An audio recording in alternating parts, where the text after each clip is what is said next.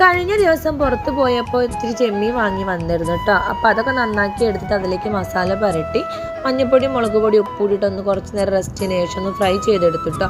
പിന്നെ നമ്മുടെ റോസ്റ്റ് ഉണ്ടാക്കാൻ വേണ്ടിയിട്ട് ഒരുങ്ങുകയാണ്. അതേ ഓയിലിലേക്ക്, അതായത് വെളിച്ചെണ്ണയാണ് കേട്ടോ എടുത്തത്, അതേ വെളിച്ചെണ്ണയിലേക്ക് നമ്മുടെ ചെറിയ ഉള്ളി, സവാള എടുത്തിട്ടില്ല, ചെറിയ ഉള്ളി, ഇഞ്ചി വെളുത്തുള്ളി പേസ്റ്റ്, കറിവേപ്പിലൊക്കെ ഇട്ട് നന്നായിട്ട് വഴറ്റിട്ടോ. അതിലേക്ക് പൊടികളായ മഞ്ഞൾപ്പൊടി മുളക് പൊടി മല്ലിപ്പൊടി പെരിഞ്ചീരകമൊക്കെ ഇട്ട് നന്നായിട്ട് വഴറ്റിയതിന് ശേഷം കുറച്ച് ഉപ്പൊക്കെ ഇട്ടിട്ട് ഒന്ന് വെച്ചു കേട്ടോ. പിന്നെ തക്കാളി ഇട്ട് കൊടുത്തു. തക്കാളിയും കുരുമുളക് പൊടിയും ഉപ്പും കൂടെ ഒക്കെ ഇട്ടതിന് ശേഷം നന്നായിട്ട് വഴറ്റി കുറച്ച് വെള്ളം ഒഴിച്ചിട്ട് കുറച്ച് നേരം അടച്ച് വെച്ച് വേവിച്ചു കേട്ടോ.